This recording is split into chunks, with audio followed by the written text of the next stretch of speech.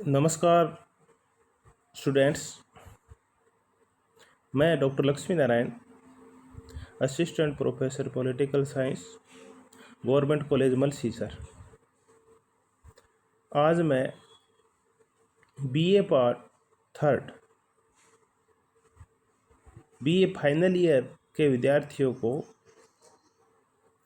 प्लेटो का न्याय सिद्धांत है उसका पार्ट 2 करवाऊंगा।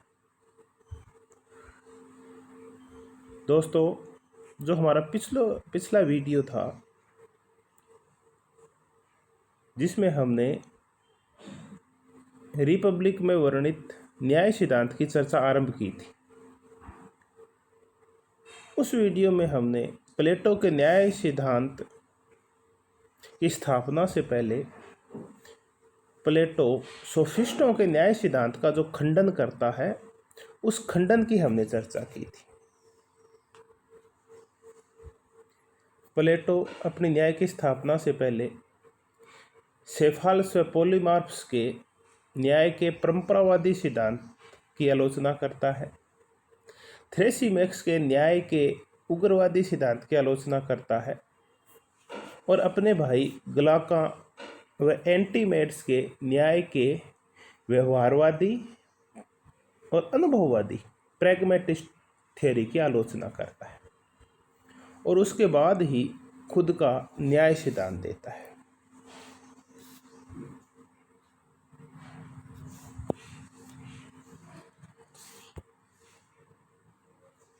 तो इन आलोचनाओं के बाद अब प्लेटो का क्या कहना है, हम इस मुद्दे के ऊपर चर्चा करते हैं। क्या कहता है प्लेटो अपने न्याय सिद्धांत के बारे में।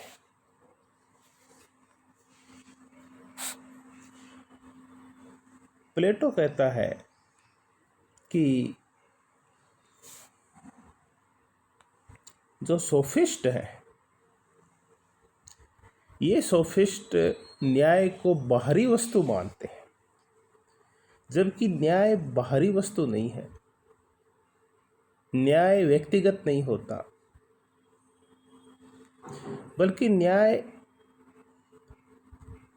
आत्मा के अंदर की वस्तु है।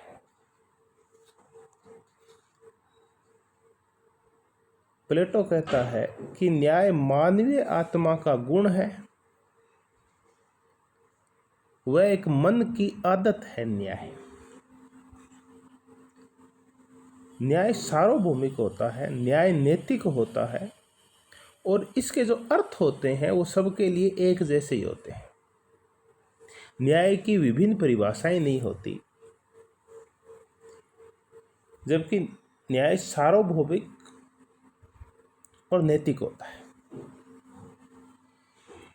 अगर हमें प्लेटो का न्याय सिद्धांत समझना है तो हमें एक आधार वाक्य है प्लेटो के न्याय का, वहीं से फिर हम न्याय को आगे समझना शुरू करेंगे। और ये वाक्य है कि प्रत्येक व्यक्ति अपना कार्य करे और दूसरों के कार्यों में हस्तक्षेप नहीं करे, यही न्याय है। हम इसको समझते हैं। इसको समझने से पहले हमें थोड़ा सा आत्मदर्शन देखना होगा प्लेटो का। प्लेटो की फिलोसॉफी हमें देखनी होगी। प्लेटो कहता है कि जो हमारी जीवात्मा है, यानी जो हमारा शरीर है, जो मानव है, उसके शरीर में 3 अंग होते हैं। एक होती है बुद्धि, दूसरा अंग है संकल्प और तीसरा अंग है इच्छा। यानी 3 अंग हो गए जीव आत्मा के, बुद्धि, संकल्प और इच्छा। और प्रत्येक एक अंग का एक सद्गुण होता है। असद्गुण भी हो सकता है, बुद्धि में अज्ञान भी हो सकता है और ज्ञान भी हो सकता है। ज्ञान सद्गुण है और अज्ञान है वो असद्गुण है, वो एक कमी है। संकल्प यानी हृदय है। हृदय में कायरता भी हो सकती है और हृदय में साहस भी हो सकता है। तो उपयुक्त सद्गुण है हृदय का, वो साहस है। उसके बाद आ गई इच्छा, यानी मन। मन में इच्छाएं पैदा होती है, तो असंयम इच्छाओं को बढ़ाते जाएं या फिर संयम, ये दो भाव हो सकते हैं। तो जो हमारा मन है यानी हमारी जो इच्छाएं हैं उसके ऊपर संयम है, वो उपयुक्त सद्गुण है। तो हमने देखा कि प्लेटो कहता है कि एक जीवात्मा के 3 अंग होते हैं, बुद्धि, संकल्प और इच्छा, और प्रत्येक एक अंग का एक सद्गुण होता है। बुद्धि में ज्ञान होना चाहिए, हृदय में साहस होना चाहिए और मन में संयम होना चाहिए। जब ऐसा होगा तभी किसी व्यक्ति का विकास होगा। अब हम ये देखें कि प्रत्येक व्यक्ति अपना कार्य करे और दूसरे के कार्य में हस्तक्षेप न करे। इसका अर्थ क्या है? इसका तात्पर्य ये है कि जिन व्यक्तियों में बुद्धि ज़्यादा है वो ज्ञान प्राप्ति का कार्य करें, जिनका हृदय मजबूत है, संकल्प है, जिनमें साहस है, वो सिपाही बने, सैनिक बने, और जिनमें इच्छा का प्राबल्य है, जिनका मन चंचल है, वो उत्पादक वर्ग बने। यानी इन्हीं सद्गुणों के अकॉर्डिंग 3 वर्ग और 3 जातियां बनती हैं। जो ज्ञानवान है वो दार्शनिक शासक बनते हैं, जिनमें साहस होता है वो सैनिक बनते हैं, और जिनमें संयम होता है वो उत्पादक वर्ग बनते हैं। हम भारतीय दर्शन की चर्चा करें तो कुछ ऐसी चर्चाएं भारतीय दर्शन में भी मिलती है। भारतीय दर्शन में इनके लिए हम अलग शब्दों का प्रयोग करते हैं। हम कहते हैं कि मानवीय आत्मा 3 प्रकार की होती है, यानी प्रत्येक व्यक्ति की जो प्रवृत्ति होती है वो 3 प्रकार की होती है। किसी की प्रवृत्ति है वो सत्व गुणी होती है, यानी उसमें सत्व गुण ज़्यादा होता है, अच्छाइयाँ ज़्यादा होती है। किसी की प्रवृत्ति रजोगुण होती है, रजोगुण वाला व्यक्ति क्रोधी होता है, साहसी होता है। और तीसरे प्रवृत्ति के लोग हैं उनको तमस गुण बोलते हैं, उनकी इच्छाएं ज़्यादा होती है, उनमें आत्म संयम का अभाव होता है। तो ऐसे ही 3 मानवीय प्रवृत्तियों की चर्चा प्लेटो ने की है कि कुछ व्यक्तियों में ज्ञान ज़्यादा होता है, कुछ व्यक्तियों में साहस की क्षमता ज़्यादा होती है और कुछ में संयम की क्षमता ज़्यादा होती है। तो प्रत्येक व्यक्ति को अपना कार्य करना चाहिए। जो व्यक्ति ज्ञानवान है उसे ज्ञान प्राप्त करना चाहिए, पढ़ना चाहिए, दर्शन, गणित, रीजनिंग, इनकी शिक्षा लेनी चाहिए। जिन व्यक्तियों में हिंसक भाव होते हैं, जिन व्यक्तियों में साहस होता है, उन्हें ज्ञान की बजाय शारीरिक शक्ति का प्रदर्शन करना चाहिए। और जिन व्यक्तियों की इच्छाएं प्रबल होती हैं उन व्यक्तियों की ज्ञान और साहस का कार्य नहीं करना चाहिए, बल्कि उनको उत्पादन का, व्यापार का ऐसा कार्य करना चाहिए जहां से पैसा आता हो। अगर कोई व्यक्ति ज्ञानवान है, जिसकी शिक्षा में रुचि है, अगर उस व्यक्ति को हम सैनिक बना देंगे तो कभी सफल नहीं होगा। और वैसे ही अगर किसी सैनिक को हमने शिक्षक बना दिया तो बच्चों को पढ़ा नहीं पाएगा, वो तो पिटेगा उनको। और ऐसे ही अगर हमने किसी उत्पादक वर्ग के व्यक्ति को शासक बना दिया तो उसका लालच है, वो भ्रष्टाचार को बढ़ावा देगा। तो तब प्लेटो कहता है कि प्रत्येक व्यक्ति अपने अपने अंदर की इच्छाओं को पहचाने कि वो चाहता क्या है, उसमें किस चीज़ का प्राबल्य है। उसकी बुद्धि तीव्र है, संकल्प तीव्र है, इच्छा तीव्र है। अगर उसको ये लगता है कि उसको ज्ञान से प्रेम है तो उसको ज्ञान प्राप्त करना चाहिए। अगर उसको हिंसा से प्रेम है, साहस है, उसको सैनिक बनना चाहिए। अगर उसमें इच्छाओं का प्राबल्य है तो उसको फिर उत्पादक वर्ग बनना चाहिए, व्यापारी और किसान बनना चाहिए। तो जब प्रत्येक व्यक्ति अपने इन सद्गुणों के अकॉर्डिंग कार्य करता है, अपनी इच्छाओं के अकॉर्डिंग कार्य करता है, तब ज़्यादा समाज में व्यवस्था बनती है। तो ये तो था कि प्रत्येक व्यक्ति अपना कार्य करे, क्योंकि अगर जब प्रत्येक व्यक्ति अपना कार्य करेगा तो उससे व्यक्ति वो कार्य करेगा जिसको वो हार्दिक रूप से जो चाहता है, जो उसका सौपन है। तो फिर उसको वो कार्य बोझ नहीं लगेगा और उस कार्य को ज़्यादा कुशलता से कर पाएगा। तो फिर न्याय क्या है? हमने अभी चर्चा की कि 3 सद्गुण होते हैं, ज्ञान, साहस और संयम। न्याय इसमें चौथा और सर्वोच्च सद्गुण है। यानी 4 सद्गुण होते हैं, ज्ञान, साहस, संयम और न्याय। न्याय इन तीनों सद्गुणों को आपस में जोड़ता है। जोड़ने का तात्पर्य है कि जहाँ न्याय होगा वहाँ दार्शनिक शासक ज्ञानवान होंगे, जो साहसी व्यक्ति सैनिक बनेंगे और संयमशील व्यक्ति उत्पादक वर्ग बनेंगे। वहाँ उत्पादक वर्ग लालची नहीं होगा, सैन्य वर्ग कायर नहीं होगा और दार्शनिक शासक अज्ञानी नहीं होगा। तो जैसा कि फोस्टर ने कहा है कि न्याय आर्किटेक्ट का काम करता है।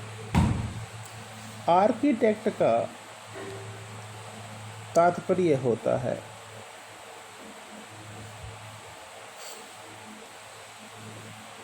जब हम घर बनाते हैं तो आर्किटेक्ट हमारे घर का नक्शा बनाता है। उसके बाद नींव रखने से लेके और मकान के निर्माण पूरे होने तक जितने भी कार्य होते हैं, चाहे वो राजमिस्त्री का कार्य हो, चाहे वो लकड़ी का कार्य हो, चाहे वो फिर नल फिटिंग का कार्य हो या फिर बिजली फिटिंग का कार्य हो या फिर कलर का कार्य हो, इन सब व्यक्तियों को आर्किटेक्ट एक जगह इकट्ठा करके और मकान को एक रूप देता है। इसी प्रकार न्याय समाज में दार्शनिक, शासक, सैनिक और उत्पादक वर्ग, इनके मध्य समन्वय बनाए रखता है ताकि एक अच्छे समाज का निर्माण हो, उसके एक अच्छे राज्य का निर्माण हो। उसके वो ज्ञान, साहस और संयम में तादात्म्य बनाता है ताकि एक अच्छे व्यक्ति का निर्माण हो उसके। और जैसा कि प्लेटो ने कहा है, एक अच्छा व्यक्ति ही एक अच्छे समाज का निर्माण करता है, क्योंकि राज्य का निर्माण वो कहता है कि ओक के वृक्ष या सहतूत के वृक्ष से नहीं होता बल्कि व्यक्तियों के चरित्र से होता है। और जहाँ व्यक्तियों का चरित्र जितना ज़्यादा अच्छा होता है वो राज्य उतना ही अच्छा होता है। तो हमने देखा कि प्लेटो के न्याय का एक और सूत्र है कि प्रत्येक व्यक्ति अपना कार्य करे, दूसरों के कार्य में हस्तक्षेप न करे। न्याय का तीसरा सूत्र है विशेषज्ञता या उत्कृष्टता। इसका तात्पर्य है कि प्रत्येक व्यक्ति अपने अपने कार्य में विशेषज्ञता हासिल कर ले, उत्कृष्ट हो जाए। अपने कार्य को सफलतापूर्वक करना, मनोयोग पूर्वक करना,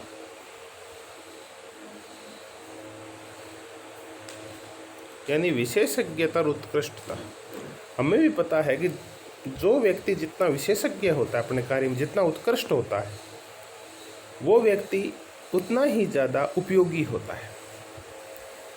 तो प्रत्येक व्यक्ति को अपना अपना कार्य है वो ईमानदारी से करना चाहिए, वो सबसे अच्छे तरीके से करना चाहिए। जो शिक्षक है उसको पढ़ाने का कार्य है अगर वो उत्कृष्टता से करता है, कोई सरकारी कर्मचारी अगर अपना कार्य अच्छी तरह से करता है, कोई राजमिस्त्री अपने कार्य को विशेषज्ञता और अच्छाई के साथ करता है, तो हमें पता है कि प्रत्येक चीज़ का निर्माण बहुत अच्छी तरीके से होता है। तो हमें एक अच्छे और स्वस्थ समाज का अगर निर्माण करना है हमें, तो हमें अपने अपने कार्यों में विशेषज्ञता और उत्कृष्टता हासिल करनी होगी। हमें कामचोरी से, अज्ञान से छुटकारा पाना होगा।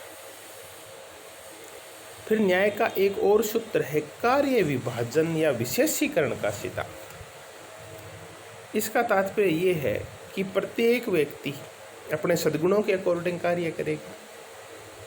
जिसकी बुद्धि तीव्र है वो ज्ञान प्राप्त करेगा, जिसमें साहस है वो सैनिक बनेगा और जिसकी इच्छाएं हैं वो उत्पादक बनेगा।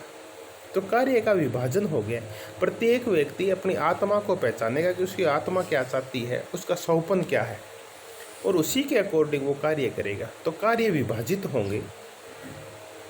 ये नहीं है कि एक ही व्यक्ति है वो सैनिक भी बन रहा है, वो शासक भी बन रहा है, उत्पादक वर्ग भी बन रहा है, तो इससे घालमेल हो जाता है। जैसे अगर एक ही शिक्षक सारे विषय पढ़ाएगा तो अच्छी तरह से नहीं पढ़ा पाएगा। इसीलिए विषय विशेषज्ञों की भर्ती की जाती है, ताकि किसी एक विषय के ऊपर कमांड करके उसको अच्छी तरह से पढ़ाया जा सके। यही फिर न्याय में होता है कि न्याय में जो दार्शनिक शासक है वो सिर्फ शासन का कार्य करते हैं, सैनिक है वो युद्ध का कार्य करते हैं, और उत्पादक वर्ग वो उत्पादन करते हैं। कार्यों का विभाजन कर दिया गया है, कार्य विशेषीकरण कर दिया गया है। फिर आया न्याय का अहस्तक्षेप का सिद्धांत। ये हमने ऊपर भी चर्चा की है। इसका तात्पर्य प्रत्येक वर्ग और प्रत्येक व्यक्ति अपना अपना कार्य करेगा, दूसरों के कार्यों में हस्तक्षेप नहीं करेगा। इसको थोड़ा उदाहरण से समझते हैं। मान लेते हैं कोई एक व्यापारी है, तो प्लेटो के न्याय सिद्धांत में व्यापारी है वो उत्पादक वर्ग में आता है। अब इस व्यापारी को हम पहले चलो सैनिक बनाते हैं। एक व्यापारी को सैनिक बना दिया गया, तो व्यापारी क्या करेगा, उसमें इच्छाएं बहुत प्रबल है, उसके मन में धन को लेके भूख होती है क्योंकि उत्पादक वर्ग का है। अब वो सैनिक बन गया है, तो सैनिक बनते ही वो युद्ध की बजाय ये ज़्यादा ध्यान देगा कि लूटपाट कैसे की जाए, क्योंकि उसके अंदर धन की भूख है। तो उत्पादक वर्ग के व्यक्ति को सैनिक नहीं बनाना चाहिए। चलिए अपने एक काम करते हैं, उत्पादक वर्ग के व्यक्ति का दार्शनिक शासक बना दें। अगर हमने उत्पादक वर्ग के व्यक्ति को जिसमें धन की भूख है, यानी व्यापारी को अगर हमने दार्शनिक शासक बना दिया, देश का शासन सौंप दिया, तो वो अपने खजाना भरने में और भ्रष्टाचार में ही लगा रहेगा, क्योंकि उसको अपने इच्छाओं के ऊपर संयम में दिक्कत आती है। तो उत्पादक वर्ग के व्यक्ति को दार्शनिक शासक नहीं बनाना चाहिए, क्योंकि उसका उपयुक्त सद्गुण नहीं है, उसको तो उत्पादन में ही लगाना चाहिए। थोड़ा सा और समझते हैं। सैनिक वर्ग के व्यक्ति को हम शासक बना देते हैं। अगर कोई सैनिक शासक बन गया तो हमें पता है सैनिक में साहस होता है, गुस्सा होता है, हिंसा होती है। शासक बनते ही वो और हिंसक हो जाएगा और जनता पे अत्याचार करेगा। तो सैनिक सैनिक का कार्य करे, उत्पादक उत्पादक का कार्य करे, और दार्शनिक शासक का कार्य करे। यही है न्याय का हस्तक्षेप का सिद्धांत, यानी कोई भी एक दूसरे के कार्यों में हस्तक्षेप नहीं करेगा।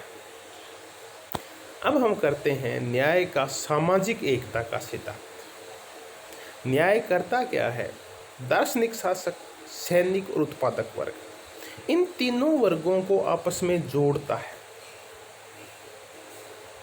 क्योंकि किसी भी राज्य का विकास तभी होता है जब ये तीनों गतिविधियां सुचारू रूप से चलती है।